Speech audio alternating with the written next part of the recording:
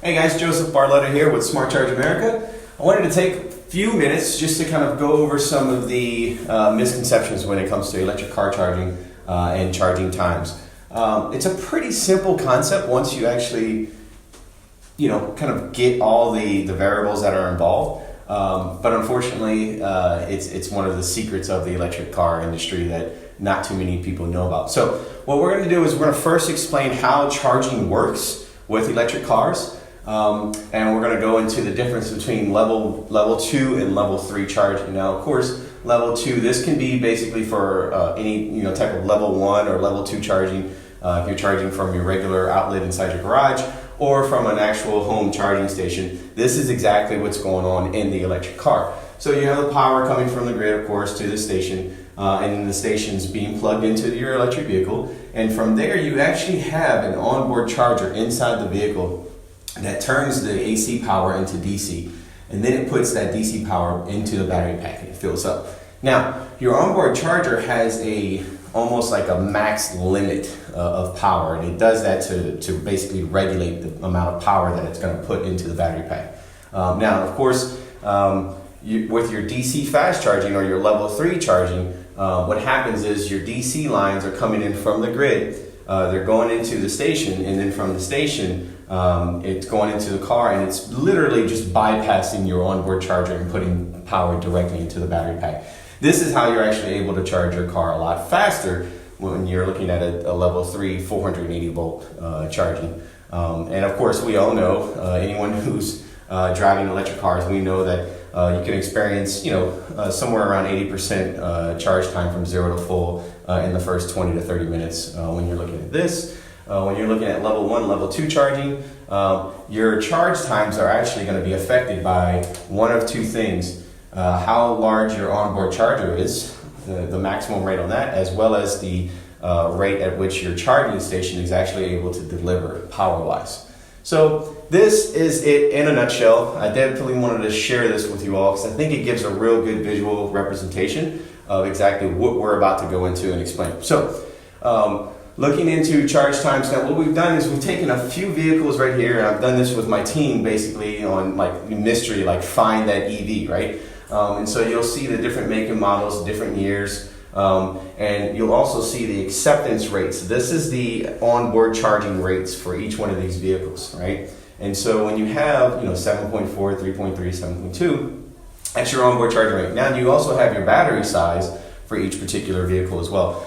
Now there's 3 components or 3 variables that you have to know in order to calculate your charging time for your electric car. 1 is the battery size. We know this. 2 is your onboard charging size right here. And 3 is the charging station that you're actually looking to plug in your electric car with. That charging station is going to have different output levels. And so if you have the battery size, your onboard charging rate, and your actual charging station delivery rate, then you'll be able to calculate, what's the best charge time for me, and then it'll also tell you what's the best charging station for you. So now I want to get into that because we're going to have those numbers here. But for the most part, when you're looking at electric car charging times, these are the 3 variables that you want to consider. You want to make sure you have your onboard charger, let's say 11.5, okay? Your battery size at 100. Your EVSE delivery rate, okay, that's going to be your charging station output rate. How much power does your charging station actually deliver to the car? And so in this case, the most important factor that you want to consider is you want to take the lesser of the 2 evils. And I call it evils just because it's EV and it's French.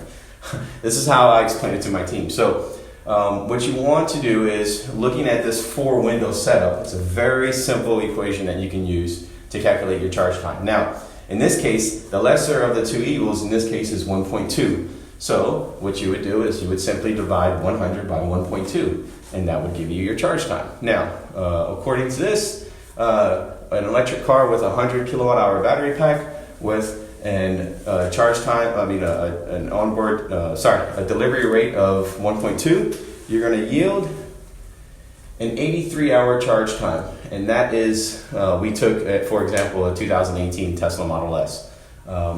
Now, one of the most important figures is Yes, okay, 83 hours. It's not practical. We understand this type of charging rate right here for your charging station. This is basically using a regular 110 outlet. We all know that 1.2 is almost kind of like average on what you can expect from the regular garage outlet in your, regular 120 volt outlet in your garage, the output on that. So overall, you'll see practical wise, 83 hours in charge time. That's not very practical. It's like 3.5 days to actually charge your vehicle.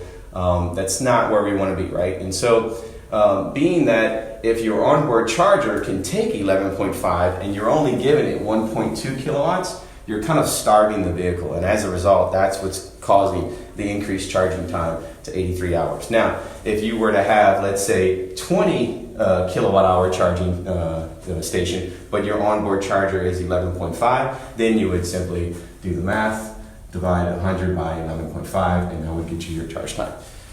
So I put together a couple more examples. I wanted to definitely kind of intrigue the audience and see if we can see like the mystery vehicles that we have in play here. So with this example, we have a battery size of a 18.4. We have an onboard charging rate of 3.7. We also have a charging station delivery rate of 7.2. Now in this case, this is like a 30 amp charging station. Great, that's the output. But again, keep in mind, we have to take the lesser of the two evils. So in this case, 3.7 would be the lesser on the onboard charger. So then we would cover this up and we would divide 18.4 into 3.7. Now, I want you to keep in mind that all of these calculations are being calculated from a 0 to full charge time, right? We all know that practicality wise, we drive an average of 30 to 40, maybe 50 miles a day. And being that, these charging times are if your battery is completely empty and then all the way up to full. So I don't want to lose you all and say like, hey, 5 hours is how long it's going to take to charge your Chevy Volt. If you drain the battery to zero, then yes, it will take 5 hours based on the onboard charging rate for the vehicle. But in most cases, it doesn't. So in this case, we're looking at a 2017 Chevy Volt at 5 hours. Anyhow, you have a battery size of 33, you have an onboard charger of 7.4, and you also have a delivery rate of 3.3. Again, you're going to take the lesser of the two evils. You're going to go ahead and cover that up. 33 divided into 3.3 is going to give you 10 hours to charge your 2007 BMW i3. And so keep in mind too, this is a 2017 BMW i3. I mean, you have i3s from 2015, 16. You also have 18 and 19 models that are coming out. And so what we wanted to do was every single version, every time the i3 upgrades or the Nissan Leaf upgrades or the Tesla Model S upgrades, you have to recalculate all of that to see exactly what's the best configuration for your charging times on your electric car. So again, we have battery size here at 60 kilowatts. We have an onboard charger of 7.2, and we actually have a station, EV charging station delivery rate of 7.7. So in this case, we're going to take the lesser of the two evils. We're going to divide 60 into 7.2, and we're going to look at a 0 to full charge time on our electric car at 8 hours, and this is going to be for the 2018 Chevrolet Bolt. Again, let's do one more example here. We have a battery size of 40, onboard charger of 6.6, and a station delivery rate of 10 kilowatts. And so in this case, we'll take the lesser. We'll go ahead and cover that up. 40 divided by 6.6, taking the lesser of the two evils. And we're looking at a 6-hour charge time, 0 to full for a 2018 Nissan Leaf. Now, one of the cool things on this is that if you actually see, what we're doing is when we do this calculation and we're taking the lesser of these two evils, we have kilowatt hours and kilowatts, right? And so just like your old school math class, you would cancel out your kilowatts and you would get your charge time in hours. Would come over here.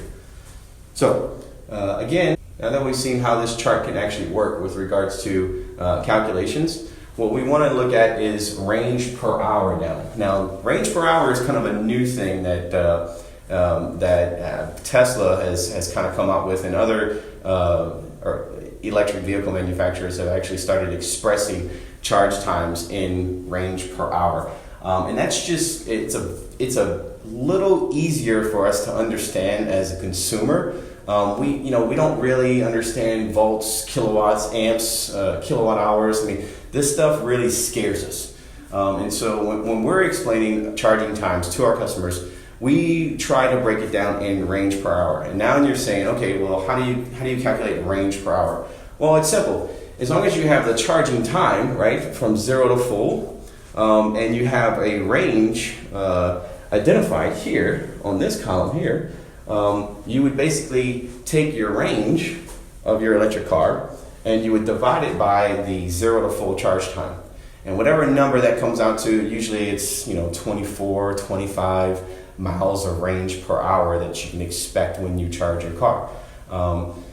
Some onboard chargers will yield 14 miles of range per hour. Some will yield a lot larger, 44. We've seen it high as 59, 52 on some of the older Tesla models.